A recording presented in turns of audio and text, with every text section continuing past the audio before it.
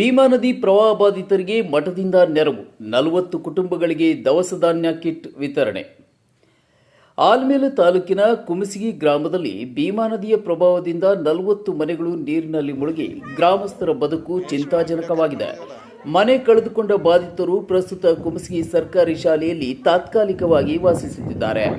ಇನ್ನು ಈ ಸಂದರ್ಭದಲ್ಲಿ ಶ್ರೀ ವೆಂಕಟೇಶ್ವರ ಮಹಾಸ್ವಾಮಿಗಳು ಮಠದ ವತಿಯಿಂದ ಶ್ರೀ ಅಭಿನವ ವೆಂಕಟೇಶ್ವರ ಮಹಾಸ್ವಾಮಿಗಳು 40 ಕುಟುಂಬಗಳಿಗೆ ದವಸ ಧಾನ್ಯಗಳ ಕಿಟ್ಗಳನ್ನು ವಿತರಿಸಿದರು. ಬಾಧಿತರ ನೋವು ಹಂಚಿಕೊಂಡ ಅವರು ಮುಂದಿನ ದಿನಗಳಲ್ಲಿ ಸರ್ಕಾರದ ಎಲ್ಲ ಸವಲತ್ತುಗಳನ್ನು ಬಾಧಿತರಿಗೆ ತಲುಪಿಸುವಲ್ಲಿ ನಾನು ಸ್ವತಃ ಭಾಗಿಯಾಗುತ್ತೇನೆಂದು ಭರವಸೆ ನೀಡಿದರು.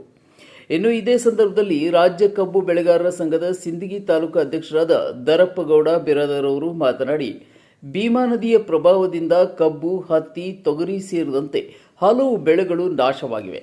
ರೈತರ ನಷ್ಟವನ್ನು ಸರ್ಕಾರದ ಮಟ್ಟದಲ್ಲಿ ಪರಿಹರಿಸಲು ಕ್ರಮ ಕೈಗೊಳ್ಳಲು ನಾನು ಮುಂದಾಗುತ್ತೇನೆ ಎಂದು ಹೇಳಿದರು. ಭೀಮಾ ನದಿ ಪ್ರವಾಹದಿಂದ ಸಂಕಷ್ಟಕ್ಕೀಡಾದ ಕುಟುಂಬಗಳಿಗೆ ಮಠದಿಂದ ಬಂದಿರುವ ಈ ನೆರವು ತಾತ್ಕಾಲಿಕವಾಗಿ ಆಶಾಕಿರಣವಾಗಿ ಪರಿಣಮಿಸಿದೆ. ಶ್ರೀ ಗುರುಭ್ಯೋ ನಮಃ.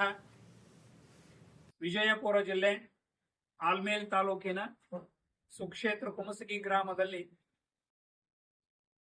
ನಾವು ಕೂಡ ಇದೇ ಊರಿನ ಸದ್ಗುರು ವೆಂಕಟೇಶ್ವರ ಮಹಾಸಂಸ್ಥಾನ ಹಿರೇಮಠದ ಪೀಠಾಧಿಪತಿಗಳು, ನಮ್ಮ ಜೊತೆಗೆ ಊರಿನ ಹಿರಿಯರು, ಗ್ರಾಮ ಪಂಚಾಯತಿ ಸದಸ್ಯರಾದ ಲಕ್ಷ್ಮೀಕಾಂತ್ ಚಾವರ್ ಅವರು, ತಾಲೂಕಿನ ರೈತ ಸಂಘದ ಅಧ್ಯಕ್ಷರಾದ ನಮ್ಮ ದರಪ್ಪಗೌಡ ಬಿರಾದಾರ್ ಸಾಕಿನ್ ಚಿಕ್ಕವಳವರಿಗೂ ಕೂಡ ಈ ಒಂದು ರೈತರ ಸಂಕಷ್ಟಕ್ಕೆ ಭಾಗಿಯಾಗಿದ್ದಾರೆ. ಕಾರಣ ಏನು ಅಂತ ಕೇಳಿದ್ರೆ, ಹಿಂದೆ ಸುಮಾರು 5 ವರ್ಷದ ಹಿಂದ್ಗಡೆ ಇದೇ ತರ ಭೀಮಾ ನದಿ ನೀರನ್ನು ಬಂದು ನಮ್ಮ ಎಲ್ಲ ರೈತ ಬಾಂಧವರಿಗೆ ಸಂಕಷ್ಟವನ್ನು ತಂದುಕೊಡಲಾಗಿದೆ. ಈ ವರ್ಷವೂ ಕೂಡ 2025ರಲ್ಲಿಯೂ ಕೂಡ ಸುಮಾರು ಬಹಳಷ್ಟು ನೀರು ಬಂದಿದ್ದ ಕಾರಣ ಕುಮಸಿಗಿ ಗ್ರಾಮದ ಸಕಲ ನಮ್ಮ ಸದ್ಭಕ್ತಾದಿಗಳಾಗಿರ್ಬೋದು, ರೈತ ಬಾಂಧವರಾಗಿರ್ಬೋದು, ಸುಮಾರು 50ರಿಂದ 40 ಮನೆ ಈಗಾಗಲೇ ಕೂಡ ನೀರಲ್ಲಿ ಮುಳುಗಿ ಹೋಗಿದ್ದಾವೆ.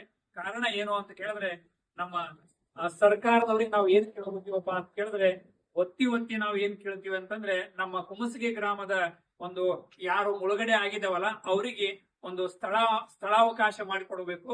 ಸುಮಾರು ಒಂದು 4-5 ಎಕರೆ ಸರ್ಕಾರದ ಕಡೆಯಿಂದ ನಮ್ಮ ಊರಿಗೆ ಒಂದು ಸಹಾಯ ಆಯಿತು ಅಂತ ಕೇಳಿದ್ರೆ, ಎಲ್ಲರೂ ಎಷ್ಟೇ ನೀರು ಬಂದ್ರು ಆನಂದವಾಗಿ ಇರ್ತೀವಿ ಅಂತ ಹೇಳಿ ಈ ಸಂದರ್ಭದಲ್ಲಿ ಹೇಳಿ ನಮಗ ಒಂದು ದುಃಖವನ್ನು ತಂದು ಕೊಟ್ಟಿದೆ. ಆದ್ರೂ ಕೂಡ ಭಗವಂತ ಎಲ್ಲಾ ರೈತರ, ಇಡೀ ಕರ್ನಾಟಕ ರಾಜ್ಯದೊಳಗಲ್ಲ ಎಲ್ಲಾ ರಾಜ್ಯದೊಳಗನು ಮಳಿ ಅವಾಂತರ ಹೆಚ್ಚಾಗಿದೆ. ಎಲ್ಲಾ ಒಂದು ರಾಜ್ಯದ ರೈತ ಬಾಂಧವರು ಸುಖ ಶಾಂತಿ ನೆಮ್ಮದಿಯಿಂದ ಇರ್ಲಿ ಅಂತ ಹೇಳಿ ಆ ಭಗವಂತನಲ್ಲಿ ನಾವು ನೀವೆಲ್ಲರೂ ಪ್ರಾರ್ಥನೆ ಮಾಡೋಣ.